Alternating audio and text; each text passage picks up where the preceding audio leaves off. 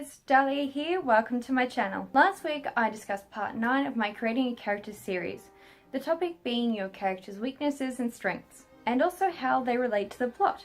This week I'm discussing why every writer should have a notebook. For anyone who may be wondering, yes, I did have another video pertaining to this subject, but I didn't like that video, so here I am again recreating it. So here are 6 reasons why you should carry a notebook or 2. Number 1, accessibility.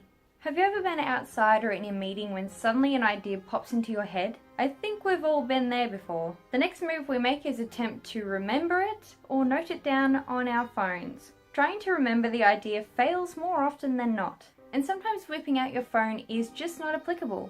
If you're in a meeting, doing this could get you a lot of filthy looks, but if you pull out a notebook, then you look productive. Notebooks can be carried in your bag, they can be carried in your pocket, your purse, or wallet. This means they'll always be there when you need them most.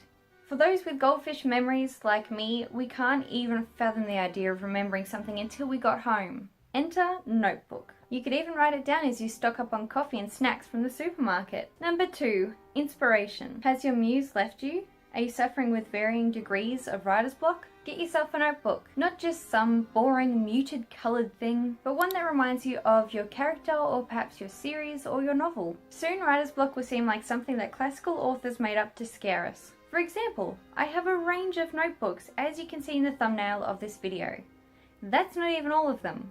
This reminds me of the submissive nature of one of my characters from one of my erotica novels. I can see it at a glance and know exactly which story that this belongs to. It also holds all the details of that novel, which isn't much so far, but you know, we're getting there. This one is for the first book of my Acro Contessa trilogy. The floral patterns actually, to me, represent the blossoming of my characters and the plot. However, they're cut up and confined by these gold lines here. The jarring geometric design really makes me think of the government. They like to control and abuse all the good stuff that my main character stands for. And this one is, as you can see, for my First Encounters novel. The dirty appearance of it reminds me of my main character's position within the novel. I cannot tell you too much about it as it will give it away, but you can see where I'm going with this.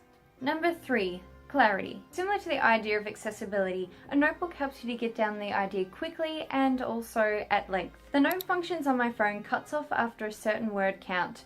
What is this word count? I have no idea. My laptop takes like 10 minutes to turn on and load as well. During this time, everything that I've been thinking of fizzles away into nothing, especially if I've just woken up. However, when I finally decided to get myself a notebook, my writing process changed forever. Now, if I wake up with an idea, I can quickly just jot it down and then build upon it later. Also, it is proven that when we handwrite our ideas, because it slows down the brain's processes, we are able to think more clearly about it, and also our brain is able to build upon our ideas as we write. Even though handwriting stuff is slow and it feels so frustrating to most people, it's actually very beneficial and I highly recommend doing it. Number 4, organisation. Depending on how your mind works, you could be neat and orderly or messy and disorganised. This might leave you to have story ideas in different places. They could be organised to a point where they're in all different folders, and when you try to look for one little piece of information, you have to go rifling through all these folders on your computer. Or perhaps it's just really messy and it's all over the place in all different notebooks or all over your computer or your phone or everything else, and you can't find anything. A notebook keeps everything in one place. So for example, I have 2 notebooks for every book in my trilogy. In these I note down the outline points, character referencing, and elevator pitch, and scenes that I wish to include. All the other information is stored in this folder here. By other information I mean book formatting and cover design, maps, chapter notes, and a thorough outline. Because of this system I know where everything is, and if I find that I don't know where something is, I will write down the page number and the book where the relevant information is, like where I've actually written it. This system may not be for everyone, but it's actually the reason that I'm still writing my trilogy to this day.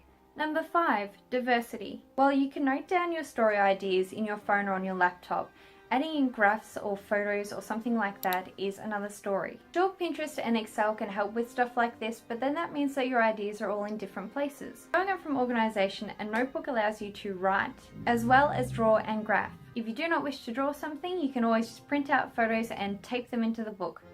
However, if you've made your own writing system or you want a distinct tattoo for your character, you can't just go on Google and find those images. So how else are you going to make them?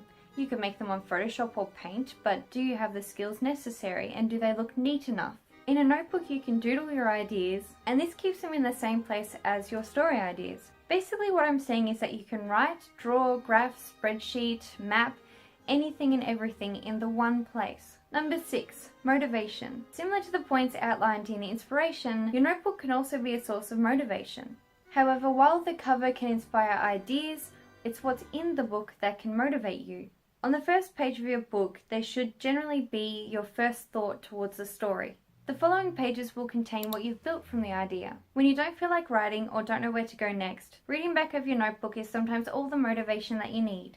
Sometimes after reading what you've written in your story, you can get kind of a little bit down about it because first drafts are, never really that great, let's be honest. But however, it's completely safe for you to go over your notebook because, well, you've just written in shorthand, it's not really that important.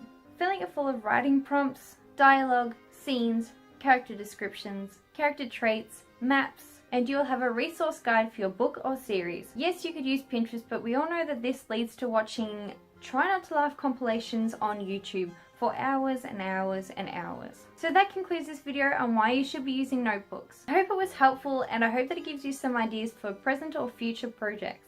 If you use notebooks, comment down below of why you found them helpful. If you have any questions or would like me to cover a specific topic, please drop a comment below or find me on social media. All the links will be down below in the description bar. For those of you who are interested, you can still read some of my unedited writing on my website. The link will be above and down below with the rest. Remember to like, share, comment and subscribe if you like this video and you want to see more. I post writerly videos on Thursdays. Next week I'll be continuing on with my Creating a Character series. The topic being your character's flaws and skills. Thank you for joining me today and I'll see you next Thursday. Bye!